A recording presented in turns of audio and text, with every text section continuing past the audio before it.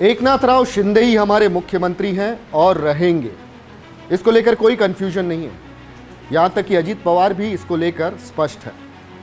24 जुलाई को महाराष्ट्र के deputy CM Devendra Fadnavis ने जब ये बातें कही थी तो सबको हैरत हुई थी कि सफाई देवेंद्र फडणवीस को क्यों देनी पड़ रही है।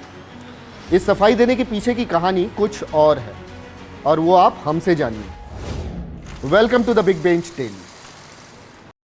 दरअसल महाराष्ट्र सरकार में अजीत पवार गुट की एंट्री के बाद से ही लोगों को यह लग रहा था कि अब सीएम एकनाथ शिंदे के गुट का इंपॉर्टेंस सरकार के भीतर कम हो जाएगा। सरकार चलाने के लिए बीजेपी के पास अब शिवसेना के अलावा एनसीपी के अजीत पवार का भी ऑप्शन है और इसीलिए within the government Eknath Shinde faction की बार्गेनिंग पावर भी घटेगी।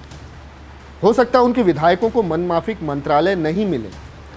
दूसरी ओर अजीत पवार का खेमा भी मलाईदार मंत्रालयों की हसरत तो पाले बैठा ही होगा और लगभग हुआ भी वही। शिवसेना विधायकों के विरोध के बावजूद वित्त मंत्रालय जैसा अहम मंत्रालय अजीत पवार को दे दिया गया। खैर यहां तक तो बात समझ में आ रही थी, लेकिन हद तो तब हो गई जब विपक्ष के कुछ नेता के साथ साथ अजीत पवार के विधायकों ने भी अजीत पवार के जल्द ही सीएम बनने की खबरें फैलानी शुरू कर दी।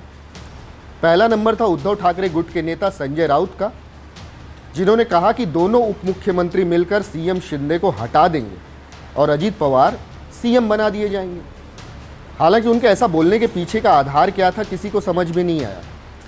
उसके बाद अजीत पवार गुट के विधायक अमोल मिटकरी ने तो एक वीडियो ट्वीट करके दावा किया कि अजीत पवार जल्द मुख्यमंत्री पद की शपथ लेंगे। इसके बाद भी काफ़ी हो हल्ला मचा। कांग्रेस के नेता पृथ्वीराज चव्हाण तो इन सबसे एक कदम और आगे निकल गए और उन्होंने न सिर्फ अजीत पवार के सीएम बनने की भविष्यवाणी की बल्कि तारीख भी बता दी।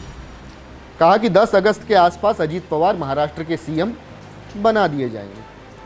लेकिन आप लोग जानते हैं ऐसा सब कुछ एक लॉबी के इशारे पर किया जा रहा था, जो कि चाहती थी कि सरकार के भीतर संभ्रम की स्थिति बनी रहे और विधायकों में बेचैनी बनी रहे। और विपक्ष में बैठकर करने के लिए ज़्यादा कुछ तो होता नहीं, तो क्यों न सरकार में ही उथल पुथल मचाई जाए, और वो भी अंट-शंट खबरें फैलाकर।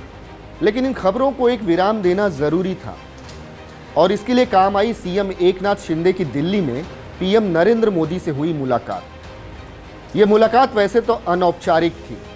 सीएम शिंदे अपने पूरे परिवार के साथ नरेंद्र मोदी से मिले थे, लेकिन इसी मीटिंग में तय हो गया था कि महाराष्ट्र में सीएम एकनाथ शिंदे हैं और रहेंगे। सरकार में अब कोई बदलाव नहीं होंगे और यह आश्वासन खुद पीएम मोदी की तरफ से आया था और इन खबरों पर विराम लगाने का जिम्मा सौंपा गया देवेंद्र फडणवीस पर। वैसे भी इनसाइडर्स हमें ये बता रहे हैं कि पिछले साल एकनाथ शिंदे ने जब अपनी राहें उद्धव ठाकरे से अलग करके अपने समर्थित विधायकों के साथ बीजेपी से हाथ मिलाया था, तभी ये तय हो गया था कि सीएम उनको ही बनाया जाएगा। ये फैसला बीजेपी के शीर्ष नेतृत्व का इसलिए भी था क्योंकि बीजेपी एकनाथ शिंदे में एक सर्वमान्य और कर्मठ मराठा चेहरा देख रही थी। ऐसे में द बिग बेंच पर बैठकर सोचने वाली बात यह है कि क्या अब उन नेताओं को जवाब मिल चुका है जो लगातार अजीत पवार के सीएम बनने के दावे कर रहे थे, और अगर हाँ तो उन्हें भी अब ये मान लेना चाहिए कि महाराष्ट्र में सीएम शिंदे ही सबके बॉस हैं और इसमें कोई कंफ्यूजन नहीं है। इस मसले पर आप लोगों का क्या कहना है, आप हमें कमेंट करके बता सकते हैं। Keep watching the big bench daily.